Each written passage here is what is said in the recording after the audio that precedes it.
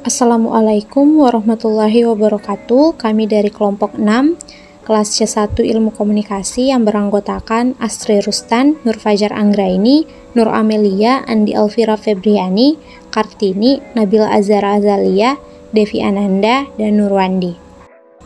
Kami akan mempresentasikan materi teori komunikasi, yaitu teori-teori dalam komunikasi intrapersonal dan interpersonal. A. Teori komunikasi intrapersona. 1. Sensasi. Tahap yang paling awal dalam penerimaan informasi adalah sensasi. Sensasi berasal dari kata sense, artinya alat penginderaan yang menghubungkan organisme dengan lingkungannya. 2. Persepsi. Persepsi adalah pengalaman tentang objek, peristiwa, atau hubungan-hubungan yang diperoleh dengan menyimpulkan informasi dan menafsirkan pesan. Persepsi merupakan pemberian makna pada stimulus indrawi. Adapun faktor yang mempengaruhi persepsi, sehingga akan mempengaruhi orientasi dan kecenderungan seseorang dalam berperilaku. Di antaranya, A. Faktor perhatian. Perhatian adalah proses mental ketika stimulus atau rangkaian stimulus menjadi menonjol dalam kesadaran pada saat stimulus lainnya melemah. Perhatian terjadi bila kita mengonsentrasikan diri pada salah satu alat indera kita dan mengesampingkan masukan-masukan melalui alat indera yang lain. B. Faktor-faktor fungsional yang menentukan persepsi. Persepsi fungsional berasal dari kebutuhan, pengalaman masa lalu, dan hal-hal lain yang termasuk apa yang kita sebut sebagai faktor-faktor personal. Yang menentukan persepsi bukan jenis atau bentuk stimulus, tetapi karakteristik orang memberikan respon pada stimulus itu. C. Faktor-faktor struktural yang menentukan persepsi. Faktor-faktor struktural berasal semata-mata dari sifat stimulus fisik dan efek-efek saraf yang ditimbulkannya pada sistem saraf individu. Kita mengorganisasikan stimulus dengan melihat dengan interpretasi yang konsisten dengan rangkaian stimulus kita. 3. Memori. Memori adalah sistem yang sangat bertekstur yang menyebabkan organisme sanggup merekam fakta tentang dunia dan menggunakan pengetahuannya untuk membimbing perilakunya. Dalam hal ini, kita menyadari pekerjaan memori pada dua tahap. Yang pertama, kita hanya mengetahui memori pada tahap ketiga, pemanggilan kembali. Pemanggilan diketahui dengan 4 cara yang merupakan jenis-jenis memori. A. Pengingatan atau recall. Pengingatan adalah proses aktif untuk menghasilkan kembali fakta dan informasi secara verbatim tanpa petunjuk yang jelas. B. Pengenalan atau recognition. Agak sukar untuk mengingat kembali sejumlah fakta, lebih mudah mengenalnya kembali. C. Belajar lagi atau relearning. Menguasai kembali pelajaran yang sudah pernah kita peroleh termasuk pekerjaan memori. D. Redintegrasi atau redintegration. Ialah merekonstruksi seluruh masa lalu dari satu petunjuk memori kecil. 4. Berpikir. Dalam berpikir kita melihat semua proses yang kita sebut sebagai sensasi, persepsi, dan memori. Berpikir melibatkan penggunaan lambang, visual, atau grafis. Berpikir kita lakukan untuk memahami realitas dalam rangka mengambil keputusan, memecahkan persoalan, dan menghasilkan yang baru. Baiklah, di sini saya akan melanjutkan pembacaan materi. Selanjutnya yaitu beberapa konsep motivasi tersebut dapat dijelaskan dengan konsep teori motivasi dan teori-teori turunannya berikut ini. Yang pertama ada teori motivasi. Istilah motivasi dapat dimaknai sebagai segala sesuatu merujuk pada kondisi dasar yang mendorong suatu tindakan. Satu perangkat teori menganggap kekurangan kebutuhan sebagai kondisi pendorong yang menimbulkan predisposisi tertentu untuk berperilaku. Yang kedua, teori hierarki. Maslow pada tahun 1943 sampai 1954 mengemukakan bahwa kebutuhan kita terdiri dari 5 kategori, yakni kebutuhan fisiologis, keselamatan atau keamanan, rasa memiliki atau sosial, penghargaan, dan kebutuhan aktualisasi diri. 5 perangkat kebutuhan yang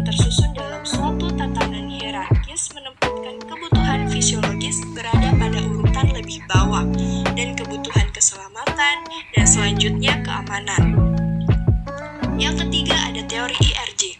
Alderfer mengemukakan 3 kategori kebutuhan, yaitu existence atau eksistensi, relatedness atau keterkaitan, dan growth sebagai pertumbuhan. Eksistensi meliputi kebutuhan fisiologis seperti rasa haus, dan seksual. Selain itu, kita juga ingin memenuhi kebutuhan akan pertumbuhan meliputi keinginan untuk produktif dan kreatif dengan mengarahkan segenap kesanggupan. Yang keempat, teori kesehatan atau motivator. Herzberg mencoba menentukan faktor-faktor apa yang mempengaruhi motivasi dalam organisasi. Ia menemukan 2 perangkat kegiatan yang memuaskan kebutuhan manusia, yaitu kebutuhan yang berkaitan dengan kepuasan kerja dan kebutuhan yang berkaitan ketidakpuasan kerja. Faktor-faktor yang berkaitan dengan ketidakpuasan disebut misalnya kesehatan, gaji, pengawasan, keamanan kerja, kondisi kerja, administrasi, kebijakan organisasi, dan hubungan antar pribadi dengan rekan kerja, atasan, dan bawahan di tempat kerja. Faktor-faktor ini berkaitan dengan lingkungan atau konteks pekerjaan lain atau dengan pekerjaan itu sendiri. Yang kelima ada harapan dan motivasi. Teori harapan memiliki 3 asumsi pokok, yaitu yang pertama, setiap individu percaya bahwa ia berperilaku dengan cara tertentu, ia akan memperoleh hal tertentu. Ini disebut sebuah harapan hasil. Dan yang kedua, setiap hasil mempunyai nilai atau daya tarik bagi orang tertentu. Ini disebut sebagai valensi. Yang ketiga, setiap hasil berkaitan dengan suatu persepsi mengenai seberapa sulit mencapai hasil tersebut. Hal inilah yang disebut harapan usaha. Dan yang terakhir ada teori ESQ atau emotional dan spiritual quotient. Selama ini berkembang dalam masyarakat sebuah pandangan stereotip dikotomi antara dunia dan akhirat.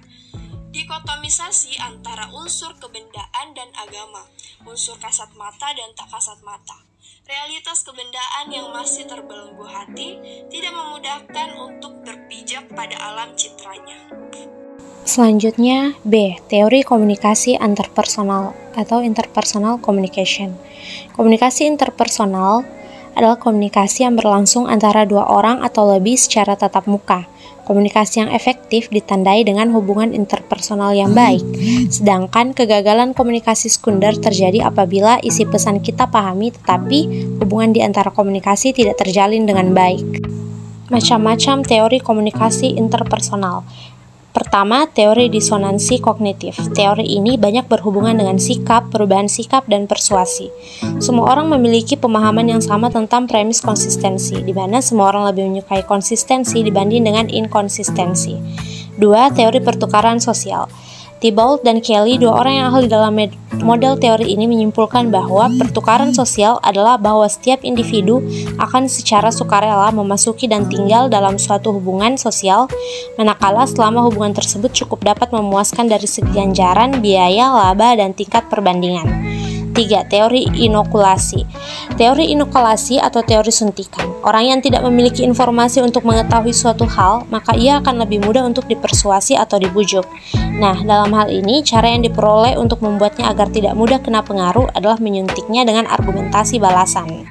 4. Teori kredibilitas. James Roske menjelaskan bahwa kredibilitas seorang komunikator dapat bersumber dari kompetensi, sikap, tujuan, kepribadian, dan dinamika.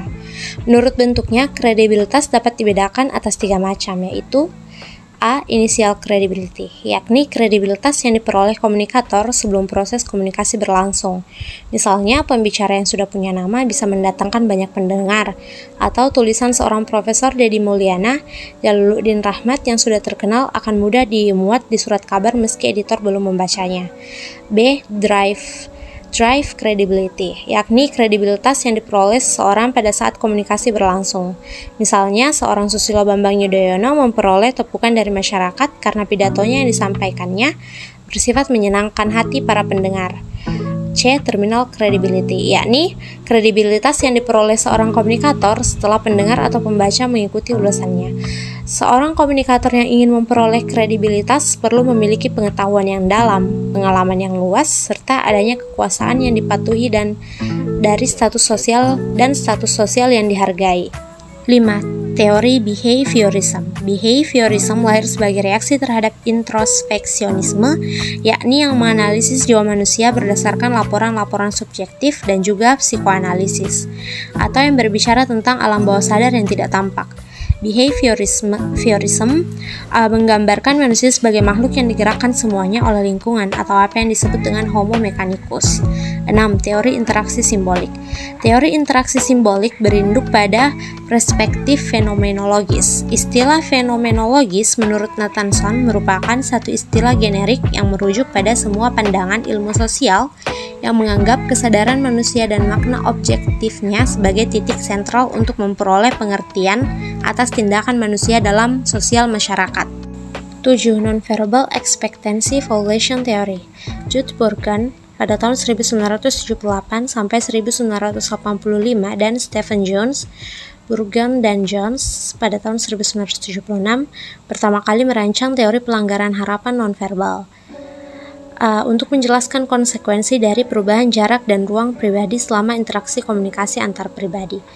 New Theory adalah salah satu teori pertama tentang komunikasi nonverbal yang dikembangkan oleh sarjana komunikasi yang secara terus-menerus ditinjau kembali dan diperluas. Teori ini bertolak dari keyakinan bahwa kita memiliki harapan-harapan tertentu tentang bagaimana orang lain sepatutnya berperilaku atau bertindak ketika berinteraksi dengan kita. Sebuah contoh mungkin akan memperjelas pemahaman Anda tentang asumsi teori ini. Anggaplah Anda seorang gadis jujur yang sedang ditaksir dua orang pemuda. Anda tidak bingung karena Anda hanya menyukai salah seorang di antara mereka. A. Ekspektansi atau harapan. Yang pertama, mempertimbangkan harapan kita. Melalui norma-norma sosial, kita membentuk harapan tentang bagaimana orang lain perlu bertindak secara nonverbal dan secara lisan ketika saling berinteraksi dengan mereka. B. Violation Valensi pelanggaran. Ketika harapan nonverbal kita dilanggar oleh orang lain, kita kemudian melakukan penafsiran sekaligus menilai apakah pelanggaran tersebut positif atau negatif. Penafsiran atau evaluasi kita tentang perilaku pelanggaran harapan nonverbal yang biasa disebut violation valence atau valensi pelanggaran adalah elemen kedua yang penting dari teori Neff. C. Komunikator reward valence atau valensi ganjaran komunikator. Valensi ganjaran komunikator adalah unsur yang ketiga mempengaruhi reaksi kita. Sifat alarm hubungan antara komunikator dengan penerima bergantung dengan apa dan siapa yang merasakan tentang pelanggaran harapan tersebut. Valensi ganjaran komunikator adalah keseluruhan sifat-sifat positif maupun negatif yang dimiliki oleh komunikator, termasuk kemampuan komunikator dalam memberikan keuntungan atau ganjaran atau kerugian kita di masa mendatang. Status sosial, jabatan, keahlian tertentu, atau penampilan fisik yang menarik dari komunikator dianggap sebagai sumber ganjaran yang berpotensi. 8. Interpersonal Deception Theory. Interpersonal Deception Theory adalah karya yang diterbitkan oleh dua profesional komunikasi, yaitu David Buller dan Judy Burgon pada tahun 1996 dalam rangka mengetahui multisegi sifat penipuan dalam konteks relasional dan komunikasi interaktif. Teori ini menjelaskan penipuan yang digunakan dalam percakapan antara dua orang. Terdapat banyak variasi termasuk penipuan, pemalsuan, persembunyian, dan dalih. 9. Teori penetrasi sosial. Teori penetrasi sosial sudah diterima secara luas oleh sejumlah ilmuwan dan disiplin ilmu komunikasi. Sebagai daya tarik, teori ini adalah pendekatan yang langsung pada perkembangan hubungan. Adapun asumsi dasar dari teori penetrasi sosial ini adalah: pertama, hubungan komunikasi di antara orang dimulai terhadap subversi dan bergerak pada sebuah kontinum menuju tahap yang lebih intim. Namun demikian, tidak semua hubungan terletak pada titik ekstrim baik di intim maupun intim. Asumsi kedua dari teori penetrasi sosial berhubungan dengan prediktabilitas. Secara khusus, para teoretikus berpendapat bahwa hubungan-hubungan berkembang secara sistematis dan dapat diprediksi. Hubungan seperti ini proses komunikasi bersifat dinamis dan terus-menerus berubah. Tetapi sebuah hubungan yang dinamis mengikuti standar pola perkembangan yang dapat diterima. Asumsi ketiga berhubungan dengan pemikiran bahwa perkembangan hubungan mencakup depenetrasi dan solusi. Berbicara mengenai penarikan diri dan disolusi, Altman dan Taylor mengatakan kemiripan proses ini dengan sebuah film yang diputar mundur. Sebagaimana komunikasi memungkinkan sebuah hubungan untuk bergerak maju menuju tahap keintiman, komunikasi dapat menggerakkan hubungan untuk mundur menuju tahap ketidakintiman. Asumsi terakhir dari teori penetrasi adalah bahwa pembukaan diri merupakan inti dari perkembangan hubungan. Pembukaan diri atau self-disclosure dapat secara umum didefinisikan sebagai proses pembukaan informasi mengenai diri sendiri kepada orang lain yang memiliki tujuan. Biasanya informasi yang ada dalam pembukaan diri adalah informasi yang signifikan. Baiklah, sekian presentase dari kelompok kami. Lebih dan kurangnya mohon dimaafkan. Assalamualaikum warahmatullahi wabarakatuh.